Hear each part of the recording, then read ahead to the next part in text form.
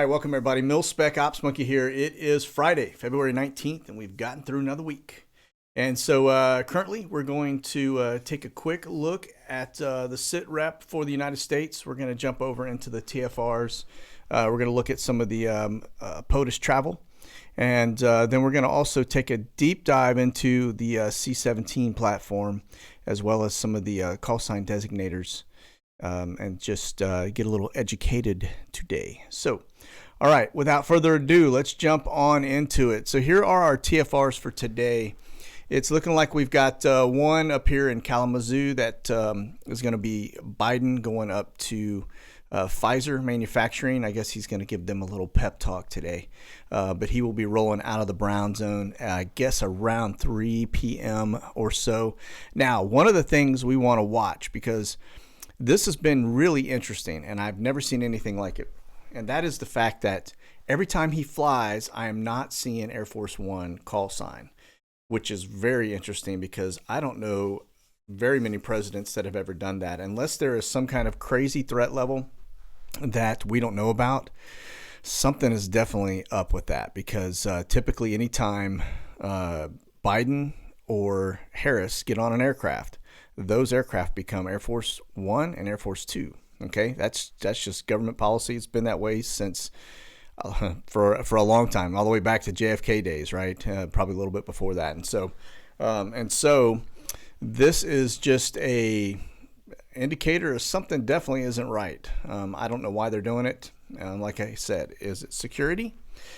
Possibly, but something doesn't seem right. So we'll keep an eye on it again today to see if we see any Air Force One or two designators take to the skies. Okay, so it looks like he's going to fly this afternoon around 3 p.m. Like I said, he's leaving the brown zone around that time. And so, all right, so let's get into some of the other active TFRs. It looks like we still have off of Virginia Beach, we got a space operations active TFR, and that is still in place. That was there last time. Same thing over Macon, Georgia. There's another security TFR over that area. Now I do see a new one right here, it looks like, and we're going to kind of zing in on that real fast and see what that one is all about. So hazards. All right, so that's Raleigh, Florida, temporary flight restriction, and that is going until, let's see here, I don't see a date on that. So that's a pretty low level one, though. That's only ground level up to about 1,500 feet. So interesting. All right. So that we'll just keep watching. Hazards, that could be anything. Could be balloon, a balloon fair. I mean, that's pretty low level at 1,500 feet. It could also be like drone competitions or RC aircraft flying. I mean, anything of that nature. But at that low of an altitude, that is kind of strange. So, all right. So let's back out of that. Now, I will tell you, still not seeing any designator over the southern end of Florida in terms of TFRs for Trump. And so it's not a good sign. All right. I've shown you guys several times. We have one active right here, that little red dot north of Dallas. That is G.W. Bush. All right. Looks like we still have our active TFRs along the border. Okay. And that is actually red box. That thing has been around for over a year now, so I think we're probably safe bet that's going to stay. This one also down south of San Angelo. Those are always there. And this one looks to be new. I got a circle here. Now, this red one here on the border has been there before. But this yellow one is let me see if I can get it to actually pull up. All right, just went straight into it. So that is El Centro Airspace, California. So it's an air show. I guess they have an air show going on coming up here shortly. So there is that. Okay. And then we've got these over on the California coast around LA. That one is VIP, and that's probably Harris, if I had to guess, and VIP as well, both in California. And then, of course, we got this one, which is a security TFR. That's military operations right there. So that's a base. So looks like maybe Harris is going home, right, since I think she is from that area. So, all right. And then as we go north of Beale Air Force Base, we're going to go up here. Looks like we got another one that just issued. That's a hazards TFR that's over the Tacoma, Washington area. All right. Okay. So let's bug out of the TFR realm, and we're going to go into actual look at the flight tracker for today. And so here we are. This is Open ADSB, and looks like we got a lot of heavies up this morning. This Florida activity has been kind of interesting. We've got several P8s, Poseidons, that have been doing some tracks off of the coast. That's Cape Canaveral. And so for those of you that aren't aware, that right there is the area where we just did a recent launch. That was a Trident launch out of the sub. That's a nuclear ICBM, okay? And so these P8s kind of frequent that area. This is actually Cape Canaveral is the Trident sub base location, okay? And so we get a lot of submarines that come in and out of Cape Canaveral. So it's not uncommon to see these P8s down here, but you know, we do see them from time to time running tracks. Now they could just be doing communications, right? Because they can drop that boom down and actually communicate with the subs without the subs having to come all the way into port.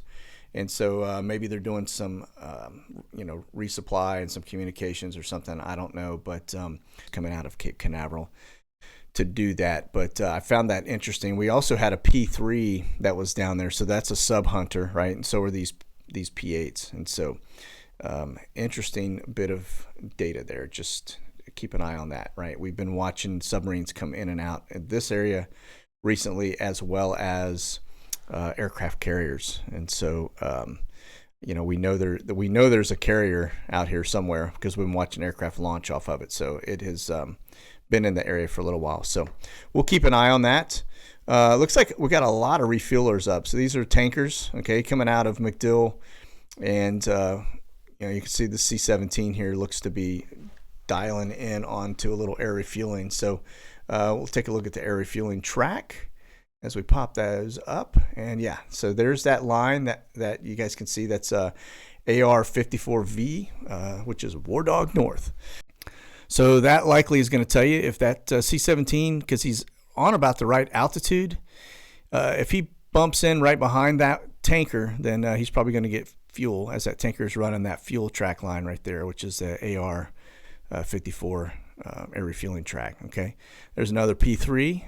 Let's see, that one looks like it just took off south of Macon down near Warner Robins, and so he looks to be heading south down towards Jacksonville as well. And so here's another P8. So we've got what, 4 P8s and a P3 all down here in this, you know, northern to central Florida area running tracks, which is kind of interesting. I don't know if there's something going on, if we got an exercise or what, but now this congestion right here, as always, these are trainers. This is a lot of trainer bases and operations right here. So these are all pilot trainers. Okay, so when you see that text call sign, text 2, that's going to be your trainers. Okay, all right, so let's take another look here. But lots and lots of air refuelers up, which tells me we've got a lot of fighters up, more than likely. All right, and it looks like we got a couple C-130s here. Looks like Brady 11, Brady 12 rolling out of just down south near the border there in Arizona. And C-17, we got a C-130. Looks like it's departing out, headed westbound. So that's probably heading out to Oahu, out to Hickam Air Force Base. And we've got a 737. That's a C-40. That right there is one of the presidential birds, or not presidential birds, but the blue and white presidential colors, right? So that's a dignitary coming out of probably Hickam Air Force Base. Okay. Without further ado, let's go delve into our prison locations. So we'll start the day off looking at Guantanamo Bay.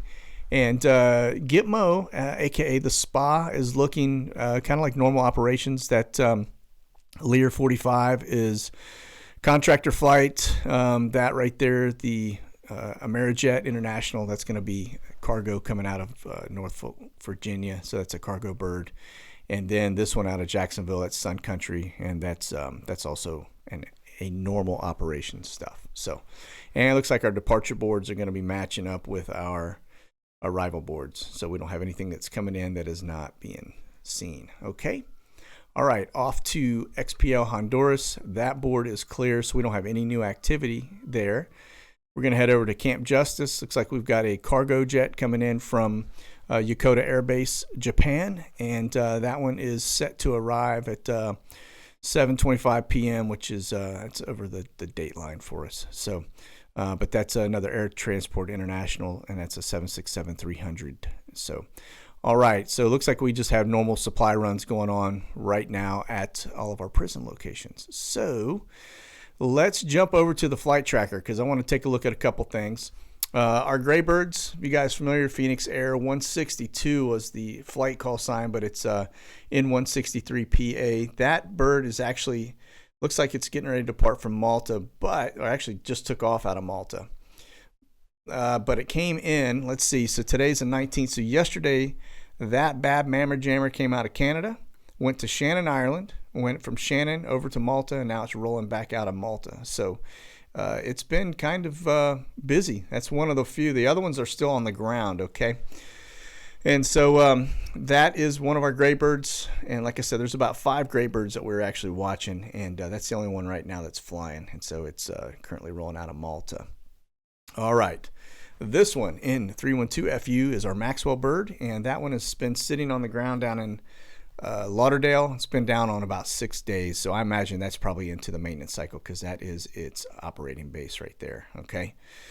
All right, now let's look over here at the Jenna 622. That will be your whoever the Bill Barr replacement is, and that one flew out of Macon, Georgia, back up to D.C., up to the Brown Zone, and that did it back on the 10th. So I think it probably was down for maintenance in Macon because that's there's a little maintenance hub down there, and it's probably just sitting on the ground waiting for whoever the heck is going to get assigned to that. So I don't know that anyone has even been assigned because, in all honesty, I don't know that justice is even a priority with this administration. So unless it's coming for you or me, all right. N411DE, that's our sniffer helo. That thing hasn't flown in about a week, and so it's back sitting in the brown zone as well. Okay, and now let's talk a little bit about some new birds that I just discovered, and these are kind of interesting because these all fall under the DOJ, but they're being operated out of a shadow company, and so it's called, and we'll take a look at that company here in just a second. But this M6331 Mary is looks like it was flying on Saturday out of Connecticut. So that this is going to be interesting. We're going to start watching these planes because these tie to the FBI, and they're flying, like I said, they're flying under a shadow company, so they're not showing as FBI, but they are FBI birds. Okay, this one here in 999ZY, that one out of Hartford, Connecticut, flew over to New Jersey on Wednesday the 17th as well. And again, these are all being operated. This is what's interesting. Chaparral Air Group LLC. Okay, they are out of Grapevine, Texas, and that is a shell company. Now, my guess is that the FBI or DOJ or DEA are all using this company, and they're probably wet leasing these aircraft. And what a wet lease is that's basically like a turnkey. Think of it like you're leasing an automobile. And all the maintenance is covered. Okay, so all you do is basically get in and fly it, and it's like power by the hour. You're paying basically just to fly the thing, and so at a premium rate. And so when they're done flying it, they bring it back, they park it, and all the maintenance and everything is turnkey and covered. Okay, that's what I think is going on, but that is definitely a shell company. So we're going to keep an eye on that one because that is definitely, they have a lot of aircraft. And again, as I go through and I look at these, so this is N557CB. And so this one, again, this was last flown on 27th of January in Caldwell, New Jersey. And looks like it just did some quick flights around, nothing major. But again, underneath that same air group, okay? And so you can see this thing has been kind of hopping around Jersey, the general area, all right? And so, again, FBI. All right, back to our main board here. So that is where we are right now in terms of flights across the U.S. Total number is about 134 aircraft up. I expect that to increase over the day. Looks like we got a couple fighters rolling out of the Seattle area as well. So anyway, all right, so let's digress over to the aircraft.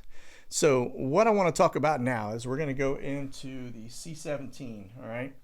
And so one of the things, as we talk about C-17, It's basically a workhorse, all right? It was made and designed to replace the C-141, which is an old cargo bird. That thing's been around for quite some time, right? It's an old, an aging airframe, okay? But the C-17 is actually pretty spectacular in the fact that it has 4 engines. They're Pratt & Whitney PW100 turbofans, so it's the F117 platform.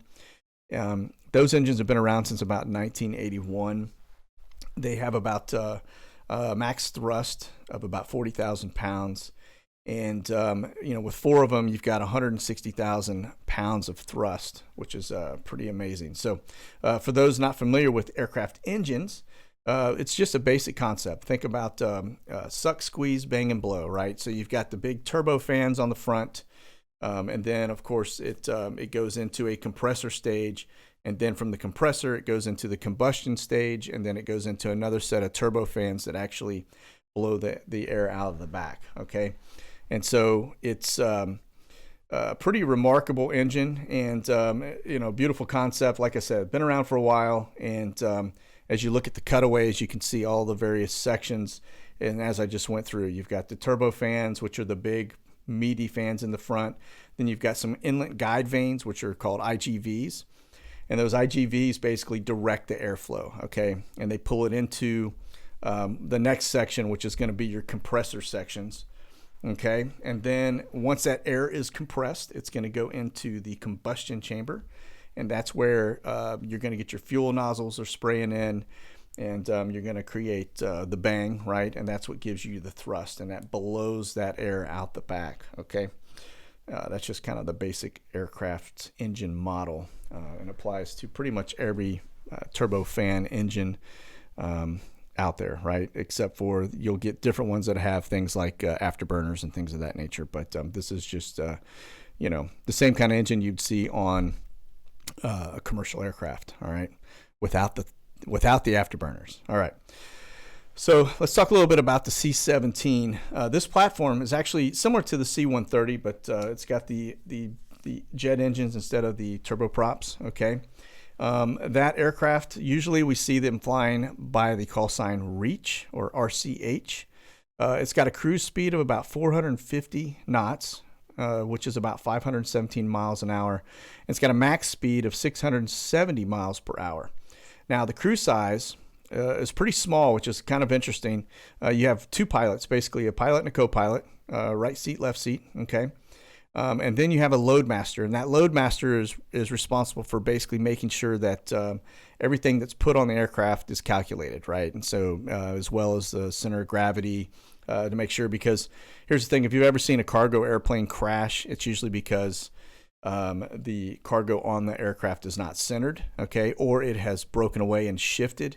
And so if you take a large amount of weight and you shift it very quickly to the back of the aircraft, like for example, an airplane takes off and that cargo breaks away and it goes to the very tail end of that aircraft, that pilot is just about done because he can't control it, right? And so now you've got the center of gravity of that aircraft shifts everything back to the tail, and it's very hard to get nose down at that point, okay? And that's why you see aircraft otter in. What they'll do is the nose will go high and their airspeed will slow down, they'll stall out, and then you'll see everything just kind of tilt to the side and it'll just otter right into the ground. And so that's why you see a lot of cargo aircraft crash, because the loadmaster probably didn't secure the load, or a load broke free on them, okay, or they didn't do the CG right, okay.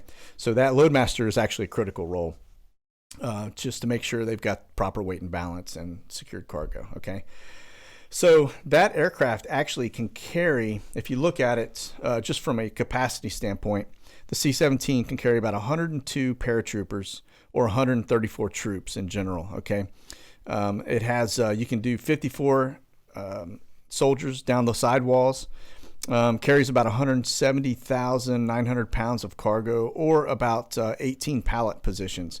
Now, keep in mind, those pallets can be changed out, right? So they can actually take the load configuration on that, and instead of putting in actual pallets or supply, type of cargo, they can put in seats. So those pallets can actually contain passenger seats, right? And so that's where you see them loading up probably, 300 troops, right? So they'll have basically aircraft seating all the way throughout the center of that. And so they'll do that sometimes too. And so very flexible and versatile. So it's a pretty amazing concept when you think about locking in those cargo pallets with passenger seating. So, all right. So also, as long as that back door is not opened up, that aircraft cockpit and cabin is pressurized. All right. Okay. So let's talk about from a cargo perspective. That thing can carry an Abrams tank and 3 Stryker units without any problem, as well as troops, right? And then, or you can take 6 11-17 ASVs, or the armored security vehicles, which is a pretty good load as well, okay? The runway requirement, 3,500 feet is all that thing requires. Now, that's the same requirement as a fighter jet, okay? Maybe, it basically has the same rollout, just like the C5 we discussed the other day as an F-16 fighter, right? So which is pretty amazing.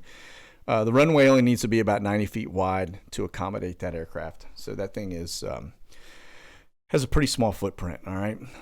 The length of it is about 174 feet. Wingspan is 169 feet. Height is 55 feet. That's up to the back of the tail, okay?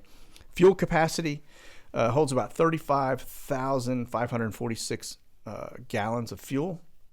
And it has the ability to do air refueling as well, okay? And so let's see here. The range on that is 2,781 miles at an altitude, a service level altitude of about 45,000 feet, which is pretty good altitude for cruising, okay? And so that is your C-17, just so you guys kind of have a little down and dirty. So when we're talking about all of these C-17s rolling across the United States, and, now you have general idea of what kind of aircraft we're talking about and what we're looking at. And so you can see on our screen, so these are the C-17s. Now that one's gray and it's on ground, all right? But that's going to be your C-17, and then here's an actual photo of a C-17, as you guys can see. It's a beautiful aircraft, right? And so, but that's what it looks like, all right? And so let's see here. As we go back, I'll go back to the ADSB. Now, one thing I do want to share with you guys today as we're going through some of this are the aircraft designators, all right? And so when you see these planes flying and you see the designator like C-17 or B-52, things of that nature, F-16, okay, what they're talking about is they're basically given a designator. So, for example, A is attack, B is bomber, C is going to be your cargo, E is electronic, your F is going to be fighter. So if you have FA, that's a fighter attack aircraft. FB is going to be fighter bomber. So think of like the old FB-111s, right? So that thing had dual capabilities. So and then H, obviously like H-60, that's going to be your helos. And then you've got your K, which is a designator for the air refuelers, right? Tanker air refuelers. Your KCs, when you see like a KC-135, that thing can carry cargo as well as it can also do air refueling capability, right? And so it's got the stiff arm boom on the back end that we've been looking at recently, okay? If you see an O, that's for observation. If you see a P on the front of an aircraft designator, that's going to be for pursuit. The Q, so when we see these drones that are flying around, they've got a Q designator. We'll kind of go through those three, but the Q means it's unmanned. If you have an RQ, that means it's a reconnaissance unmanned. And then if you have an MQ, then you'll see that's going to be a multi-mission unmanned, okay? And so you'll see like Q4s, Q9s, Q3s. Those are all the drones that are up flying around, okay? All right, and then we've got the R, which are going to be reconnaissance aircraft. S is going to be for surveillance. And then if you see like the SR, surveillance reconnaissance, like the SR-71, that's what that aircraft is designated for. All right. T is going to be your trainers. So when we see those TEX-2 aircraft, those are going to be like a T-38. That's going to be a trainer aircraft. Okay. For example, U2, that's going to be utility, right? So it's multifaceted, has a lot of functionality, okay? And then when you get to the X and the Ys, like you see the YF 22s, right? That's an experimental fighter, YF, or an X call out, okay? And so that is just kind of gives you a general idea. So when we're looking at these things on the board and you see that kind of a call out, like at the beginning, like for example, you've got some of these, now not all the military that way, but like a C-17, right? That stands for cargo, right? Or C-130, that's cargo. Now you get the different variants on the back end. So where you see like a C-30J on the board over here, that is actually like right here, C-30J, right? That just means that's a J type variant, okay? And so there's a whole bunch of different ones, and some of them are gunships, some of them are troop carriers, some of them are just straight up cargo, some of them are made for going out and doing weather observations like hurricane hunters and things like that. And so they get all these different things at the back side of it. So that's kind of another way they do it. But most of the time when you see these on the front, with the C's and the B's and things of that nature, that's going to give you like this E6, that's an electronic aircraft, right? Or EC-45, that's actually going to be, that's actually different. So EC-45 is a helo, and that's a Eurocopter. So the EC stands for Eurocopter, okay? And same thing here, like these BE, that's beach, okay? So there is going to be a crossbreed. Just because it says B or a C doesn't necessarily mean 100% that it's a bomber. So for example, B762, okay? So that is basically, B is for Boeing, all right? And just like the BE is for beach, that's the manufacturer, EC, Eurocopter, okay? And so that can be a little bit confusing at times, all right? But just as a general rule, when you have some of these other things like F, for the fighters, like F-16, all right? Look here, we got Air Force 2 up. All right, we're going to take a look at that here in just a second. But yeah, so that is the B-737 is a Boeing 737. So there can be some confusion because we do see a blend of the military utilizing both commercial and military aircraft, okay? But if they're a military designated aircraft, those C's and B's and F's are going to be a call out for the type of mission that aircraft is designed for, right? Fighter, bomber, cargo, etc. So, all right. So now it looks like we have this is going to be Air Force 2. All right. So there we have it. I think that's the first time I've actually seen it called out as Air Force 2. All right. And so notice it's a little 737, which is kind of interesting because normally Air Force 2 is a 757. So I don't know why she's on a 737. Maybe that was just what was available. But it looks like that is Harris headed out to that VIP TFR we saw on the West Coast. This right here, the C-17 behind it that's trailing, Beef 33, more than likely that right there is going to be containing the motor pool, right? So that's going to be their motorcade that's coming in behind it. Now this right here, that's an air refueler.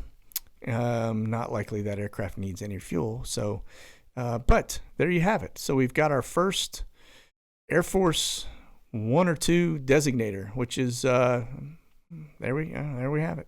I guess it's now official. All right.